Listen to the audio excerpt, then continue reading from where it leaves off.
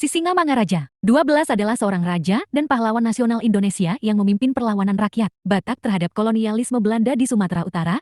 Nama aslinya adalah Patuan Bosar Sinambela, dan ia lahir pada tahun 1845 di Bakara, Tapanuli, sebagai penguasa terakhir dari dinasti Sisingamangaraja. Ia menentang ekspansi Belanda yang ingin menguasai tanah Batak. Perlawanan yang ia pimpin berlangsung selama hampir 30 tahun 1878 sampai 1907, dan ia dikenal sebagai pemimpin yang berani serta memiliki pengaruh spiritual yang kuat di kalangan rakyatnya. Strategi perang gerilya yang unik. Pertama, menggunakan medan pegunungan. Wilayah Tapanuli memiliki banyak gunung dan hutan lebat. Sisingamangaraja 12 memanfaatkan ini dengan mendirikan markas tersembunyi di pegunungan, membuat Belanda kesulitan menemukan pasukannya. Kedua, menggunakan informan dari masyarakat. Pasukannya mendapat dukungan penuh dari rakyat Batak yang memberi informasi tentang pergerakan Belanda. Setiap kali Belanda menyerang, mereka hanya menemukan desa kosong karena penduduk sudah pergi lebih dulu. Ketiga, serangan mendadak di pos-pos Belanda. Daripada melawan Belanda di medan terbuka, pasukan Sisingamangaraja 12 menyergap pos-pos Belanda saat mereka lengah, lalu menghilang ke dalam hutan. Ini membuat Belanda frustasi dan kehilangan banyak pasukan. Akhir perlawanan dan warisan. Pada 17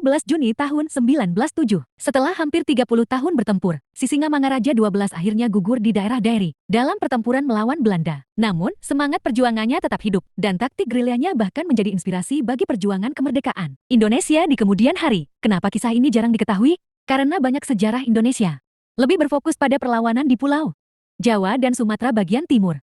Cerita tentang perjuangan gerilya Sisingamangaraja 12 sering tidak terlalu disorot. Padahal, ia adalah salah satu pejuang gerilya terhebat sebelum era modern. Jangan lupa follow untuk info lebih lanjut mengenai sejarah.